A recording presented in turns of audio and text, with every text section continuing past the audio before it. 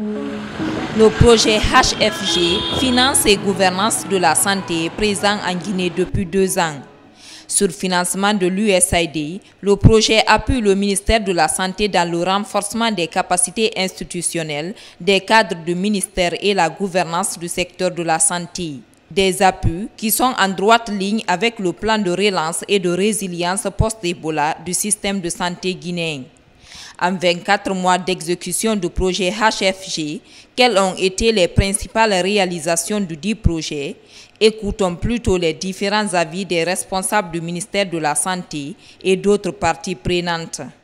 Le projet HFG sur le financement de l'USAID a été un partenaire très important pour le ministère de la Santé.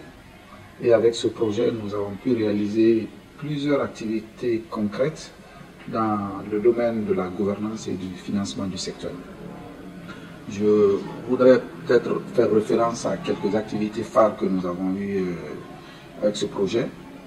Je commencerai d'abord par l'audit institutionnel, organisationnel et financier qui a été fait avec l'appui de HFG, même si c'était en cofinancement avec l'Union européenne. Mais cet audit a été extrêmement important pour le ministère de la Santé parce qu'il nous a permis vraiment de mettre le doigt sur tous les problèmes de dysfonctionnement et cela a été sanctionné par une feuille de route que nous sommes toujours en train de mettre en place. Mes impressions sont très bonnes sur ce projet parce que moi particulièrement j'ai eu la chance de bénéficier de l'installation de ce projet-là à la veille de ma nomination au ministère de la Santé. Donc c'est un projet qui a contribué à renforcer mon leadership. C'est un projet qui a contribué à renforcer ma manière de voir les choses et mes capacités de management. Au niveau des ressources humaines, il y a eu un travail. En fait, ils sont venus combler les vides qui étaient constatés dans l'analyse situationnelle sur les ressources humaines et qui ont été mentionnés dans le plan stratégique de développement des ressources humaines, à savoir le déficit de formation par rapport au niveau central en leadership management et par rapport à la démarche dans laquelle on était, à savoir de la division, obtenir une direction des ressources humaines gérée par le ministère de la Santé à l'image des autres pays.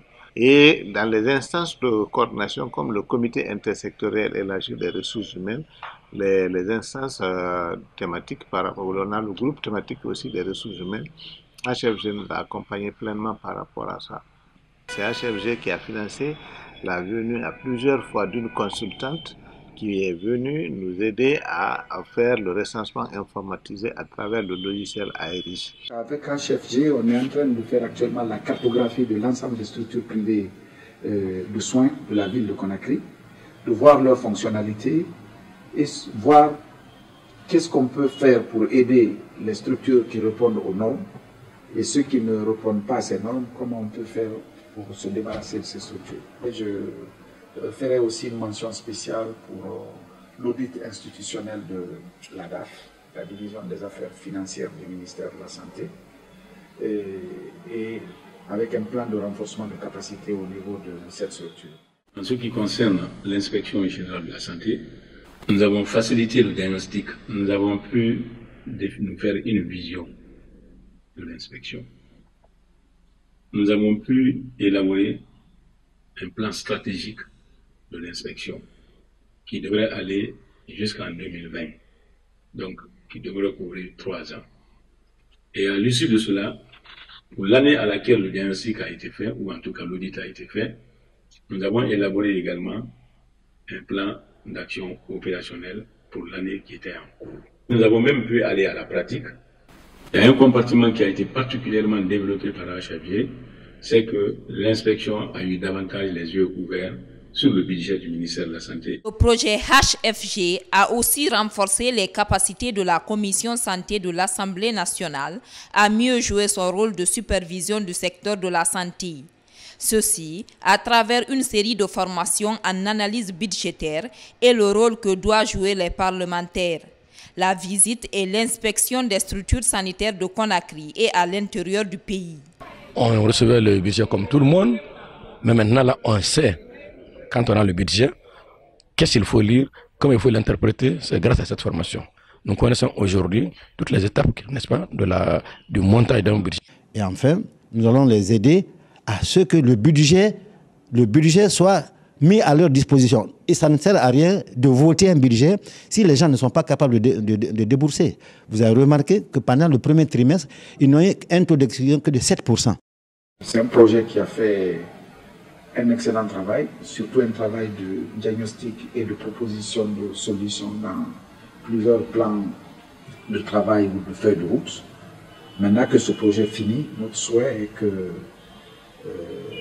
l'ensemble des actes qui ont été posés, que nous puissions vraiment trouver d'autres partenaires avec lesquels nous n'allons pas reprendre ce qui a été fait, mais poursuivre le travail. L'impact, il est difficile de le mesurer maintenant, mais déjà les premiers effets que l'on constate, c'est que le projet a permis d'induire un certain nombre de changements positifs. Premièrement, de plus en plus, les gens travaillent en équipe, ce qui n'était pas du tout évident. On se rend compte qu'avec la formation en management, de plus en plus les gens essayent d'échanger les informations, de repartir les activités de manière à éviter l'effet de concentration des activités qui naturellement conduit au retard. La deuxième des choses importantes qui est visible, de plus en plus on s'inscrit dans une logique de contractualisation. Donc à cet égard, c'est des éléments quand même qu'il convient de souligner et à mettre à l'actif du projet. Nous sommes très satisfaits de la collaboration. Le seul bémol qu'il y a, c'est que nous avons trouvé que le projet est court. Lorsqu'on travaille sur la gouvernance, sur des aspects qui doivent induire le changement de comportement, en 2 ans, c'est difficile. Donc c'est le seul petit point. Et notre souhait aurait été que le projet puisse aller au-delà pour avoir des effets prévisibles.